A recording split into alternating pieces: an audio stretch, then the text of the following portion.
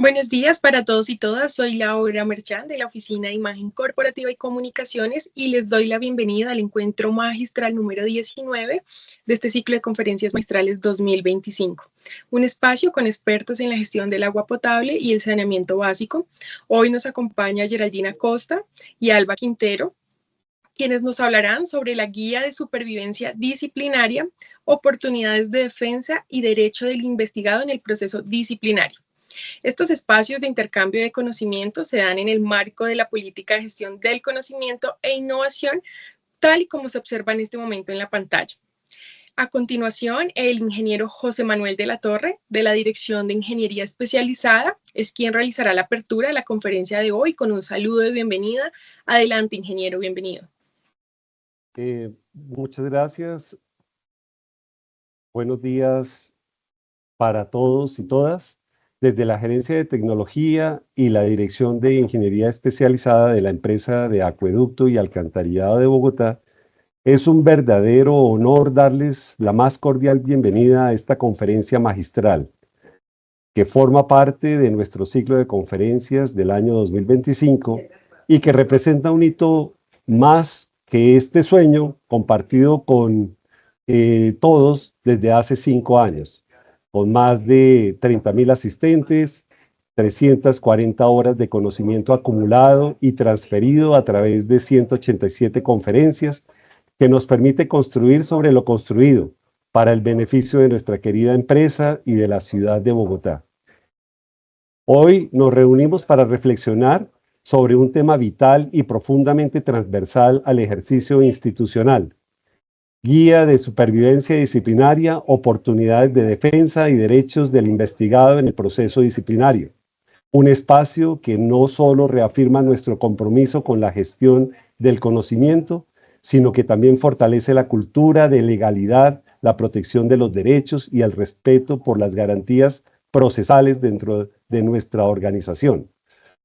Tenemos el privilegio de contar con expertas de gran trayectoria que a través de sus experiencias y buenas prácticas nos ofrecen herramientas indispensables para comprender con mayor profundidad los escenarios de defensa dentro de los procesos disciplinarios.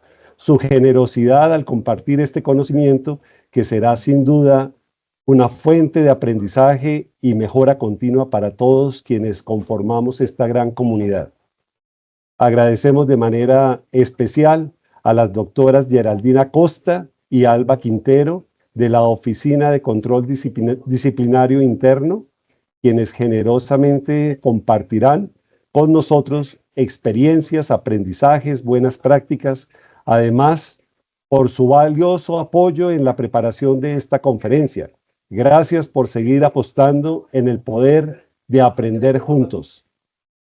Así damos continuidad a nuestro ciclo de conferencias magistrales del año 2025, sembrando conocimiento para cosechar institucionalidad, transparencia y justicia.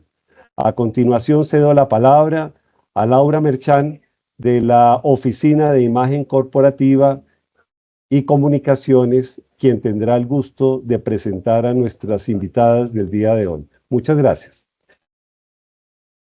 Gracias, ingeniero. Y bueno, conozcamos ahora un poco más de nuestras invitadas del día de hoy. Geraldina Costa es abogada egresada de la Universidad Santo Tomás, especialista en Derecho Administrativo de la Universidad del Rosario y magíster en Derecho Constitucional de la Universidad de Valencia, España. Cuenta con estudios complementarios en contratación pública, régimen disciplinario y docencia universitaria. Tiene más de 10 años de experiencia en el sector público, ha ocupado cargos estratégicos en la gestión de procesos disciplinarios. Actualmente ejerce como profesional especializado nivel 20 en la empresa de Acueducto y Alcantarillado de Bogotá. Y por otro lado, Alba Quintero es profesional del Derecho, egresada de la Universidad Católica de Colombia, con posgrado en docencia universitaria.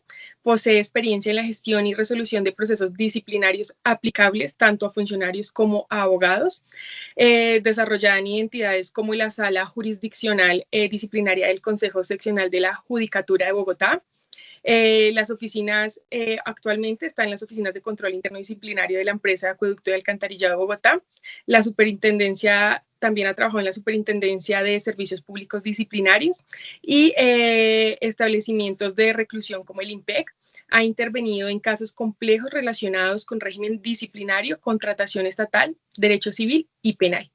Y después de conocer la amplia trayectoria de Geraldina Costa y Alba Quintero y porque en nuestra empresa cultivamos el conocimiento, demos inicio a la conferencia magistral Guía de Supervivencia Disciplinaria, Oportunidades de Defensa y Derechos del Investigado en el Proceso Disciplinario. Geraldine y Alba, bienvenidas.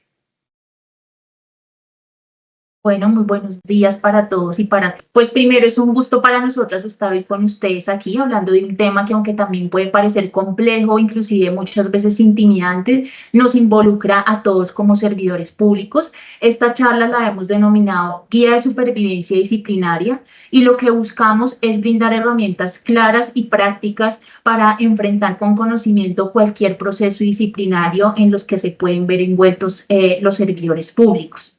El proceso disciplinario no queremos que sea concebido como una amenaza, sino como una garantía de legalidad, de imparcialidad y especialmente de respeto por los derechos de los intervinientes. Esta va a ser nuestra hoja de ruta el día de hoy. Vamos a hablar del control disciplinario interno, de los derechos de los sujetos procesales, de los medios de defensa con los que se cuentan en la actuación disciplinaria y finalizaremos con un tema clave que es la convención en materia disciplinaria. Pues si bien la convención no fue concebida ni como un derecho ni como un medio de defensa, sino que se concibe como una prueba, es importante que se conozca de esta nueva herramienta que trae la ley disciplinaria para que, si a bien se tiene, en la oportunidad que corresponda, hacer uso de los beneficios que trae la confesión.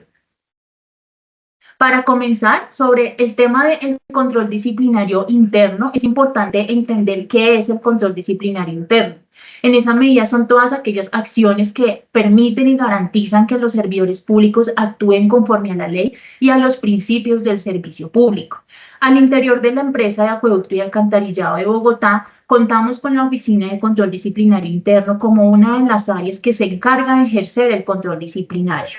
En este caso, la Oficina de Control Disciplinario Interno, de acuerdo con el artículo 93 de la Ley 1952 de 2019, que es nuestro Código General Disciplinario, establece no solamente al interior de la empresa, sino a nivel de todas las entidades del Estado que cuentan con una oficina o con un órgano de control disciplinario interno, señala que es la dependencia del más alto nivel que se encarga de conocer la instrucción de los procesos disciplinarios que se adelantan contra sus servidores y sus exservidores públicos.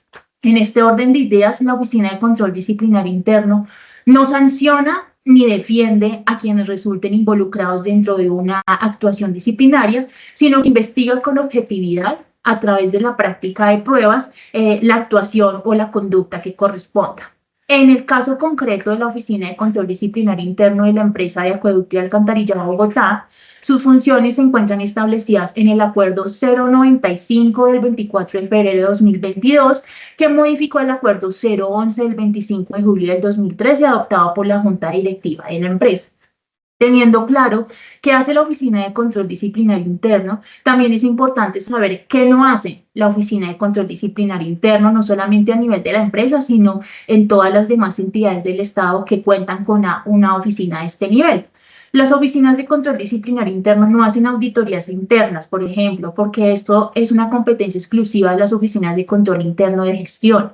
No se adelanta procesos preventivos tampoco, ni realiza cacería de brujas. El rol de las oficinas de control disciplinario interno es verificar que el proceso se cumpla conforme a la ley, sin emitir juicios anticipados ni establecer ningún tipo de persecuciones frente a quienes intervienen en la actuación disciplinaria. En ese sentido, tampoco le interesa la gestión del proceso como tal, sino verifica que el funcionario cumpla con el proceso. Por su parte, no investiga contratistas debido a que la facultad de investigar estos contratistas recae de manera exclusiva en la Procuraduría General de la Nación. Y por último, no defiende a trabajadores oficiales o a empleados públicos frente a los usuarios, teniendo en cuenta que esto contradice la naturaleza jurídica de esta oficina, que como ya fue señalado anteriormente, su función es investigar. En este orden de ideas, al interior de la empresa, es importante establecer quién ejerce la acción disciplinaria. En este sentido, de acuerdo con el Acuerdo 95 del 25 de febrero del 2022, la Oficina de Control Disciplinario Interno es quien ejerce la etapa de instrucción, que inicia desde que llega una queja o un informe disciplinario, adelanta todo el tema de indagación o investigación disciplinaria según se trate, según corresponda a la actuación, y finaliza a través de un pliego de cargos o un auto de archivo. En este sentido, apenas se adopta cualquiera de estas dos, la decisión de pliego de cargos, el expediente de la actuación disciplinaria pasa a la etapa de juzgamiento. En la empresa, quien ejerce la etapa de juzgamiento es la gerencia jurídica, quienes en el desarrollo de su actuación terminan profiriendo un fallo sancionatorio o un fallo absolutorio según corresponda para cada caso concreto. Especialmente al interior de la empresa, la segunda instancia la ejerce la gerente general en este momento, y decisiones como el archivo definitivo o el fallo de primera instancia son susceptibles de apelación, y por ende que sea la gerente general quien en últimas resuelva la situación jurídica de quien esté siendo objeto de un proceso disciplinario. En este sentido, es importante resaltar que la oficina, como pueden ver, la Oficina de Control Disciplinario Interno ya no es quien sanciona al interior de la empresa. Quien hace y quien impone las sanciones, o en su defecto, quien absuelve, es la gerencia jurídica. Sin embargo, no solamente la Oficina de Control Disciplinario Interno o la gerencia jurídica ejerce el control disciplinario.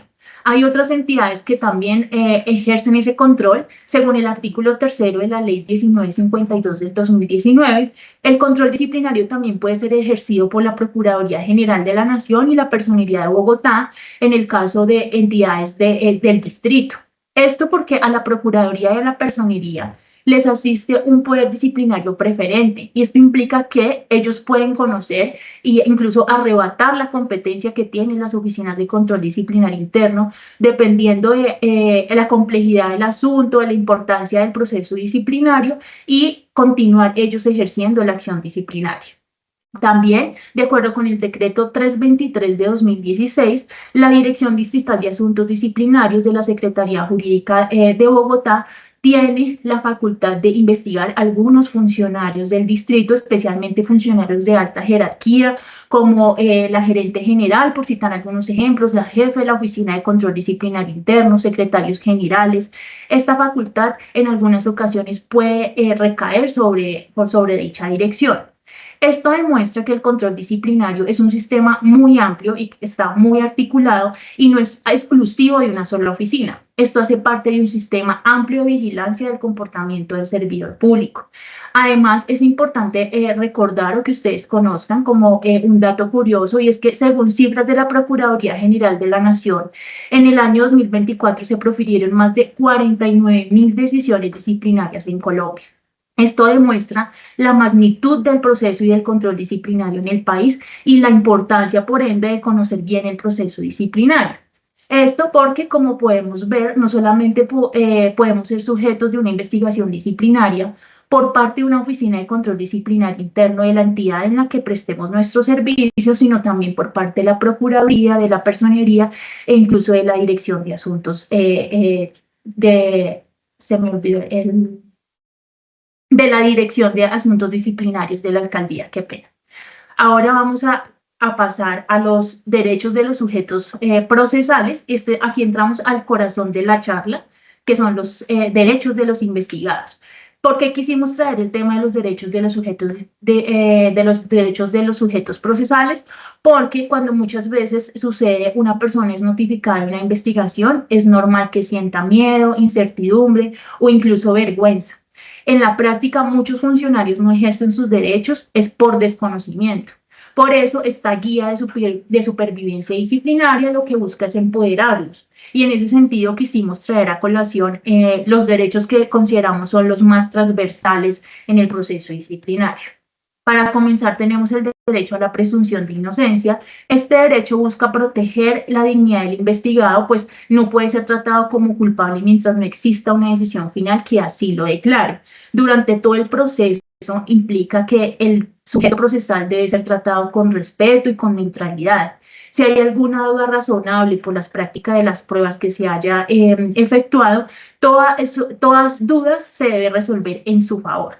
¿Esto por qué? Porque la presunción de inocencia va a reforzar la confianza de la potestad disciplinaria.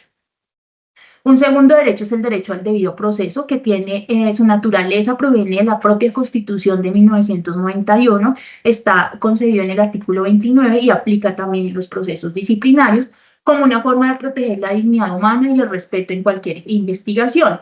Este derecho implica la separación de funciones y, como ya noté antes, quien investiga no puede ser la misma persona que juzga. Por eso la Oficina de Control Disciplinario investiga y la gerencia jurídica ahora es quien juzga. También encontramos la imparcialidad como una garantía del derecho al debido proceso. Señala que el funcionario debe ser neutral y sin prejuicios.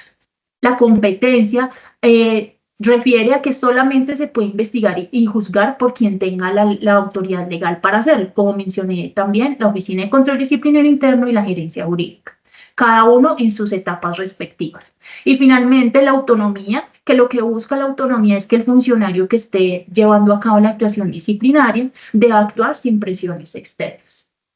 Un tercer derecho es el derecho a la defensa y es toda la garantía que tiene toda persona investigada de defenderse activamente durante el proceso disciplinario para que el investigador no esté en desventaja. Hay dos formas de ejercer ese derecho de defensa. Tenemos la defensa material y la defensa técnica. La defensa material lo que busca es que el investigado por sí mismo pueda hablar, explicar, presentar las pruebas, defenderse por sí mismo, solicitar las pruebas que él considere pertinentes para salir victorioso de un proceso disciplinario. Mientras que la defensa técnica implica el derecho a contar con un abogado defensor que lo represente. Sobre este tema del abogado defensor vamos a andar más adelante. El cuarto derecho es el derecho a no autoincriminarse.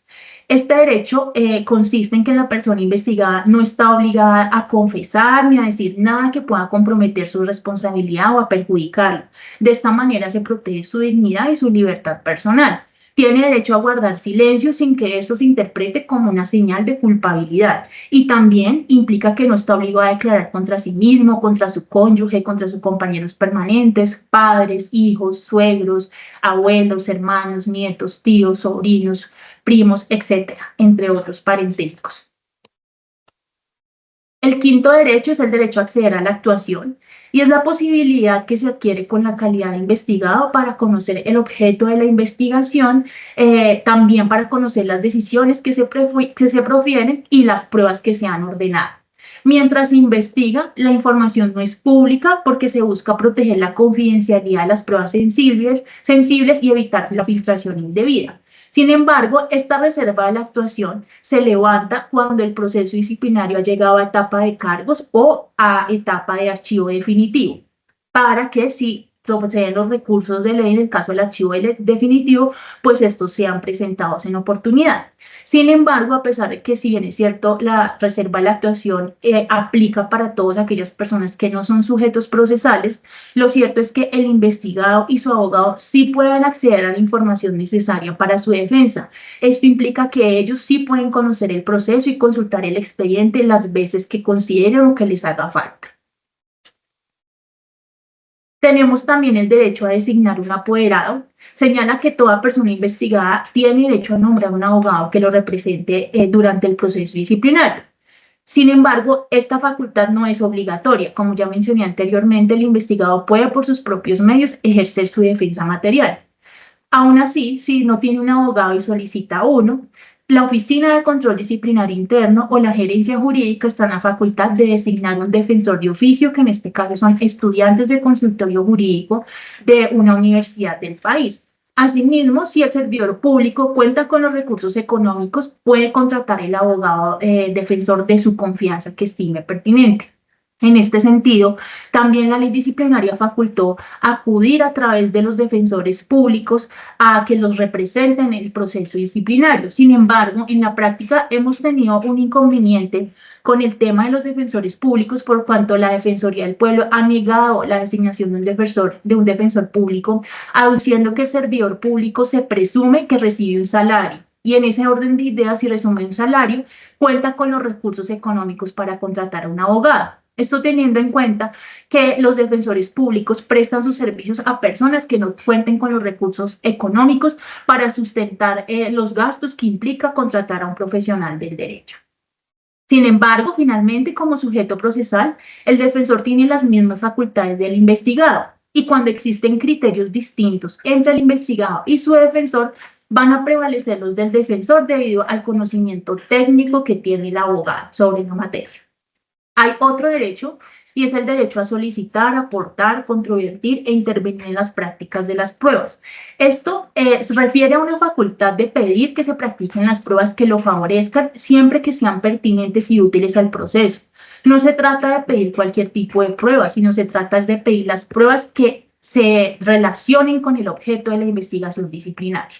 También refiere a la posibilidad de entregar todos los documentos o los elementos que apoyen la defensa de quien esté siendo investigado, cuestionar las pruebas que se usen en contra, como por ejemplo pedir también que se escuche otro testigo que de manera oficiosa no haya sido ordenado por la oficina, estar presente o participar cuando se recojan pruebas importantes, como por ejemplo los testimonios o las inspecciones disciplinarias.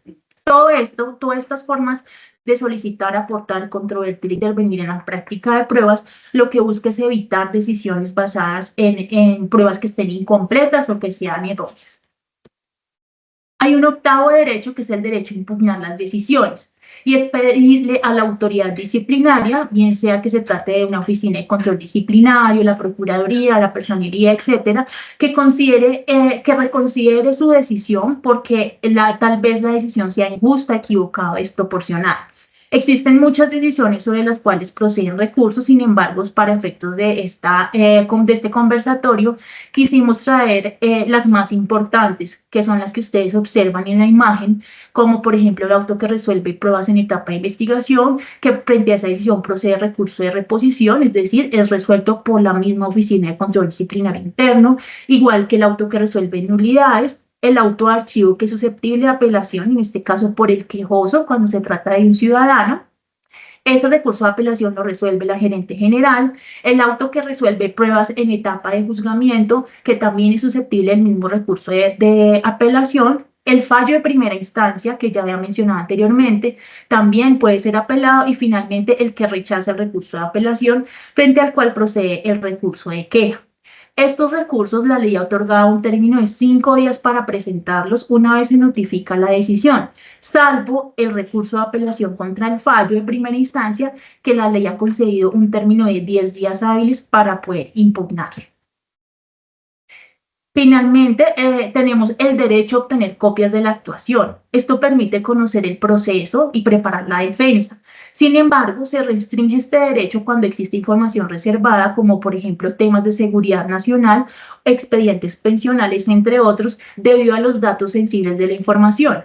Cuando sucede este tipo de eventos, esta información reposa en un cuaderno separado, que si bien puede ser consultado por el investigado o por su apoderado, no se pueden expedir copias de la actuación como tal.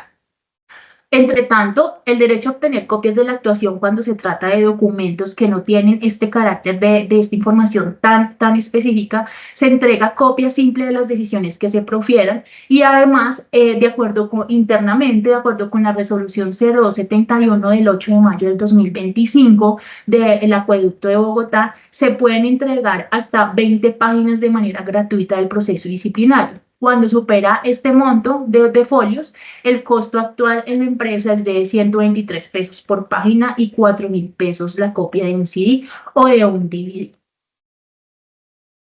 Bueno, aquí vemos un resumen visual de los derechos del investigado. Es fundamental conocerlos y ejercerlos en cada etapa del proceso. Este resumen nos recuerda que el proceso disciplinario no es un túnel oscuro, sino que es un camino con múltiples oportunidades para ejercer la defensa. Así, si ustedes observan en la imagen, está también el derecho a rendir versión libre, a presentar descargos y alegatos. Aunque estas tres oportunidades son derechos del investigado y también a su vez son medios de defensa, para efectos de esta charla quisimos tratarlos de manera separada por la importancia de estas etapas y por la importancia de estas facultades que ha otorgado la ley. En ese sentido, ya le voy a dar el paso y la palabra a la doctora Alba Luz Quintero Londoño para que nos ahonde más ya en este tema. Muchas gracias. Bueno, continuando con la con la charla, con la exposición. Vamos a ver las oportunidades de defensa en la actuación disciplinaria. Entonces, como bien lo decía mi compañera Geraldine, el proceso tiene dos etapas, que es la etapa de instrucción y la etapa de juzgamiento. La etapa de instrucción, que es la que compete a la Oficina de Control Disciplinario Interno, y la etapa de juzgamiento, que compete a la gerencia jurídica, tiene varias oportunidades para defensa. Desde el momento que es notificado un funcionario que le han iniciado investigación disciplinaria, hasta el momento de pliego de cargos, momento en el cual pasa a ser competencia de la gerencia jurídica, tiene la oportunidad de presentar versión libre y alegatos precalificatorios. Esta versión libre no solamente es para esta etapa, sino durante todo el proceso hasta antes de alegatos de conclusión. Otras oportunidades son presentar alegatos precalificatorios. Cuando se terminan los alegatos precalificatorios, cuando se ha traslado, es una oportunidad muy importante para que ustedes digan por qué consideran que no se les debe proferir pliego de cargos. Después de estos alegatos precalificatorios, la etapa de instrucción puede terminar de dos maneras. O se corre pliego de cargos, que quiere decir que usted está acusado formalmente, o se determina el archivo de la investigación y quiere decir que ahí terminó ya su proceso. En caso que se profiera pliego de cargos y siga a la etapa de juzgamiento, entonces allí le fijan le fijan el juzgamiento si es verbal o es ordinario y le colocan una fecha, notifican una fecha, que es una oportunidad que usted tiene para presentar descargos. En esta etapa de descargos usted puede solicitar pruebas, puede pedir todas las que considere pertinentes. Durante el desarrollo de esta etapa de juzgamiento, usted también puede solicitar ser escuchado en versión libre. ¿Hasta cuándo? Hasta el momento en que cierren la etapa probatoria y den traslado para alegatos de conclusión. Es muy importante tener en cuenta que hay dos tipos de alegatos: los precalificatorios, que se dan en la etapa de instrucción, o sea, en la investigación disciplinaria, y los de conclusión, que son los que se dan ya en la etapa de juzgamiento. Entonces, vamos a hablar de la versión libre, que es una herramienta súper importante que tiene todo disciplinado, además que es un derecho fundamental. ¿Qué es? Es una herramienta para ejercer la defensa material al interior del proceso, en la que el implicado o disciplinado presenta su visión de los acontecimientos por los cuales se les investiga. Nos permite a nosotros como instructores tener otra perspectiva acerca de los hechos. Ustedes saben que la investigación se origina por informe o por queja. La queja es la que presenta una persona que no es funcionario. El informe es aquel que presenta un servidor público en ejercicio de sus funciones. Entonces, ellos nos dan una versión de los hechos, y la versión libre es muy importante porque nosotros podemos tener la visión de ustedes, la perspectiva de ustedes respecto de los hechos por los cuales se está investigando. No es un medio de prueba, no se puede tener como un indicio en contra. Lo que ustedes digan ahí no puede tenerse como es que usted dijo y aceptó. Se puede rendir o presentar ante actos de traslado para alegar de conclusión. Como ya les había dicho, durante todo el tiempo de instrucción o juzgamiento se puede solicitar ser escuchado en versión libre. Puede ser ampliada las veces que usted considere necesario. Si usted presentó una versión libre escrita o la presentó en diligencia y considera que faltó algo, usted puede solicitar una ampliación de versión libre, o puede presentar un escrito diciendo que amplía su versión libre.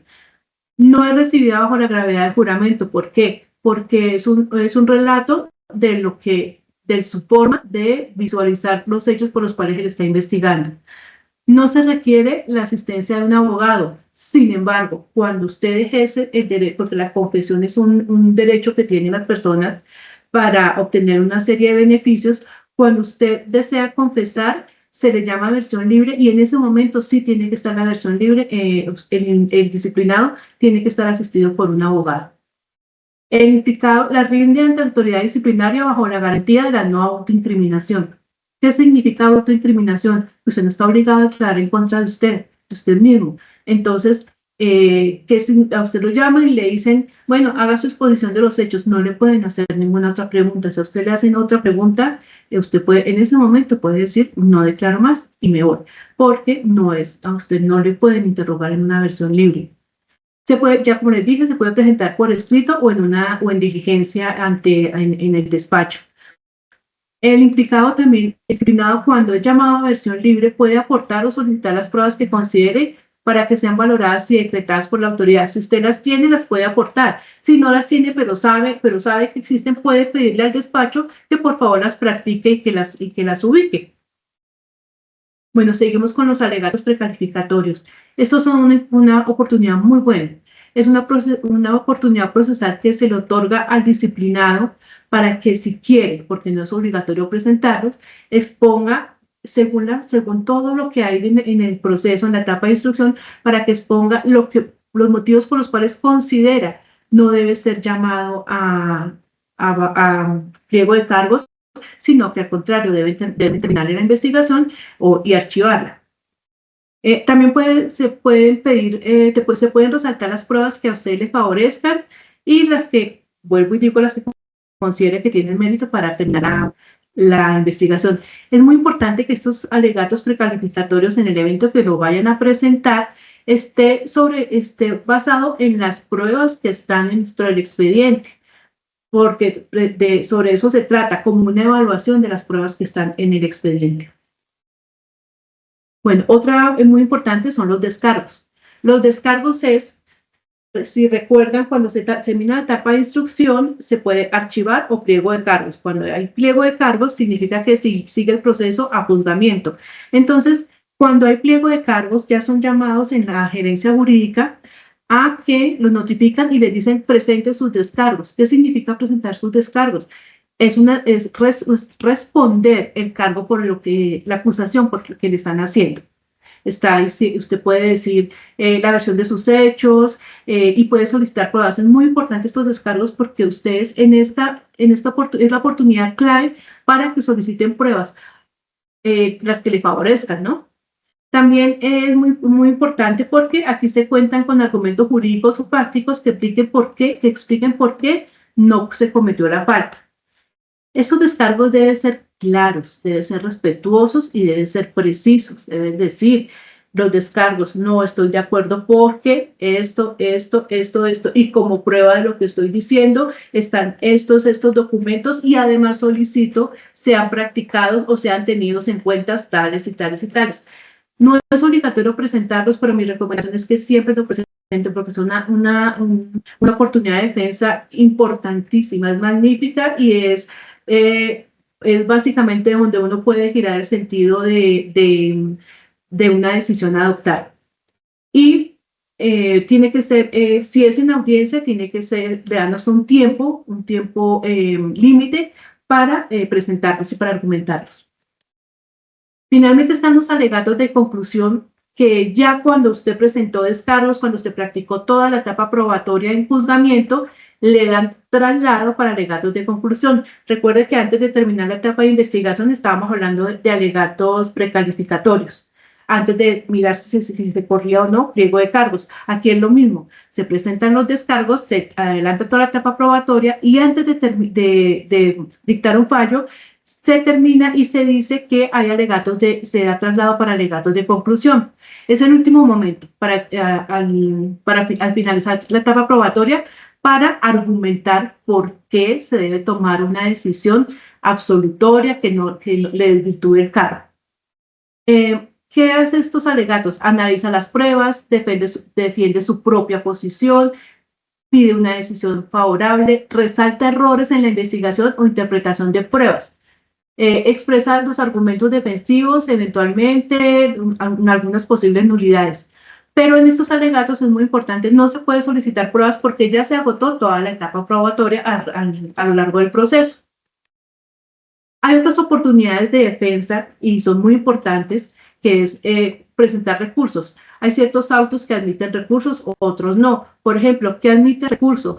Cuando usted solicita una prueba y el despacho le niega la prueba, usted puede presentar el recurso de apelación. Esta es una oportunidad de defensa porque usted considera por qué es necesario que se practique esa prueba. Otras solicitudes, usted puede hacer solicitud probatoria, puede solicitar nulidades, puede solicitar copias, puede pedir una designación de defensor y muchas veces o a veces sucede que tienen varias investigaciones por hechos que tienen relación. Entonces, usted puede solicitar que todos esos procesitos se acumulen en uno solo para que se sigan bajo una misma cuerda. El derecho de defensa es muy importante porque durante toda la actuación disciplinaria, la persona tiene derecho a que le nombren, a nombrar un abogado de confianza si dispone de los medios o un defensor de oficio si no dispone de estos. Vamos a hablar de algo muy importante que es la confesión. ¿Qué es la confesión? Es un medio de prueba. A diferencia de la versión libre, la confesión sí es un medio de prueba, por el cual el investigado efectúa una declaración voluntaria sobre los hechos objeto del proceso que permite concluir su culpabilidad o responsabilidad. ¿Qué significa? Que, por ejemplo, usted le entregan un informe o una queja por unos hechos y usted como disciplinado ve que sí, que efectivamente sí lo cometió, que sí tuvo culpa, entonces usted dice, yo voy a confesar. Pero no significa confesar. La confesión tiene unos requisitos establecidos en la ley. Y son que tiene que realizarse ante la autoridad disciplinaria competente, ya sea en la Oficina de Control Disciplinario Interno, la gerencia jurídica o ante el abogado comisionado o designado.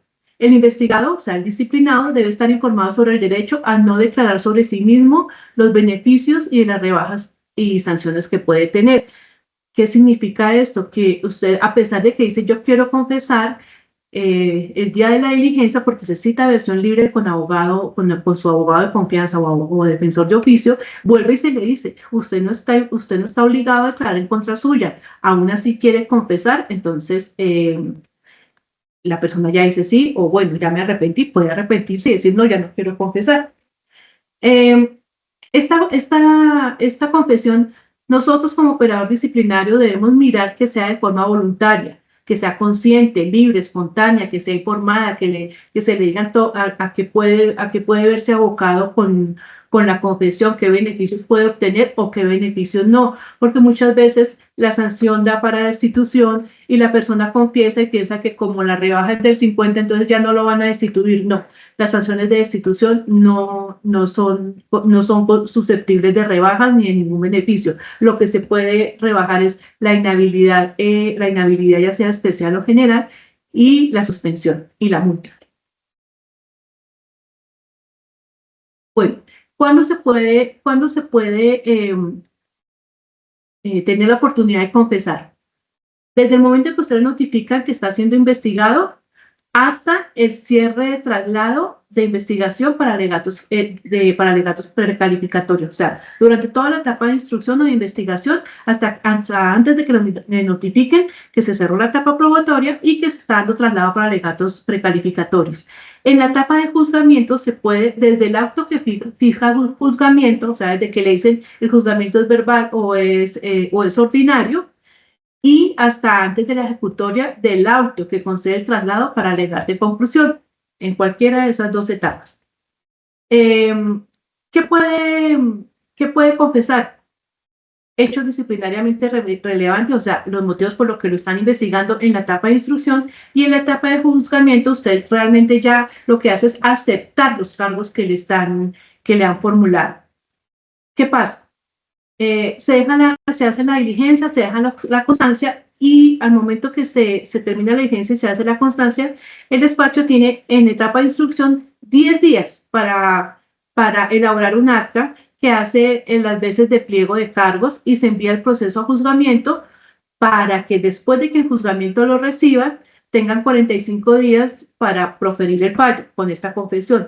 Si se hace instrucción, si se hace en juzgamiento, o sea, en la gerencia jurídica, en el caso del acueducto, también se deja la constancia de la diligencia, y dentro de los 15 días después de haber hecho la confesión, se profiere el fallo, a pesar de que es muy importante, a pesar de que uno confiesa y hace fallo, y se profiere el fallo, este fallo ustedes pueden apelarlo. ¿Por qué? Porque de pronto hay situaciones que no tuvo en cuenta el juzgador y ustedes las evidencian y pueden apelar el fallo.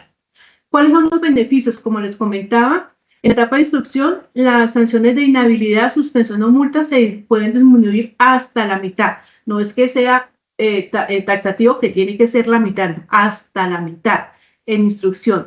En etapa de juzgamiento, las sanciones de inhabilidad, suspensión o multa se pueden reducir hasta en una tercera parte. Vuelvo y aclaro, es muy importante que sepan que la confesión no produce beneficios sobre las faltas que están sancionadas con destitución. Ahora, finalmente, como un corolario de lecciones aprendidas respecto del derecho del investigado, los roles de la oficina, los momentos de defensa y la confesión sobre confesión como beneficio, es muy importante pues, nuestra invitación es a construir empresa, a construir cultura. No le tengan miedo a un proceso disciplinario, no es nada del otro mundo, es simplemente si usted no tiene nada que temer, ejerza sus derechos, ejerza sus oportunidades de defensa, esté pendiente, eso sí, es su proceso. Y mire que es una forma de que a usted le digan, de usted puede mostrar, yo no tuve nada que ver en esos hechos que me están indicando. Además, es fundamental que el respeto por los derechos del investigado es súper importante porque es lo que garantiza el proceso disciplinario adecuado. Nosotros como Oficina de Control Disciplinario Interno tenemos una función instructiva. ¿Qué es la función instructiva? Es como el esqueleto donde recaudamos todas las pruebas y bueno, pero solamente nosotros instruimos en la fase disciplinaria. Ya la fase de juzgamiento ya corresponde a la gerencia jurídica. Hay muchas oportunidades para ejercer la defensa. Nuestra invitación es a que las aprovechen todas las oportunidades de defensa que tienen, a solicitar pruebas, a pedir versión libre, a ser escuchados en versión libre, a aportar, a apelar, a estar pendientes de su proceso. La confesión en materia disciplinaria, aunque implica la aceptación de una responsabilidad, puede ser es una estrategia válida. Cuando en aquellas faltas que tiene un beneficio en la sanción. Bueno, yo creo que de esta manera dimos ya pues, los principales lineamientos y quedamos abiertas a las inquietudes que tengan los asistentes. Muchas gracias, Geraldine y Alba, por compartir esta charla con toda la empresa y Acueducto de Alcantarillado Bogotá. Y les damos de verdad de parte de la empresa las gracias por este espacio, por brindarnos este conocimiento que es demasiado importante para todos nosotros como funcionarios y funcionarias. Y bueno, antes de cerrar, pues nuevamente les damos las gracias y antes de despedirnos los invito a inscribirse a la factura virtual del Acueducto aquí en el código QR o siguiendo los pasos que aparecen en nuestra página web. Al hacerlo, además de aportar al cuidado del medio ambiente y del agua, podrán acceder a un 20% de descuento en las entradas para visitar Maloca. De verdad, muchas gracias a todos por participar y nuevamente gracias, Geraldine, y gracias a Alba por en serio brindarnos este conocimiento. Recuerden que en nuestra empresa cultivamos el conocimiento y cuidamos el agua para cuidar de ti. Nos vemos en una próxima oportunidad y que tengan un feliz día y un muy feliz fin de semana. Gracias, hasta luego. Igualmente a ustedes, hasta luego.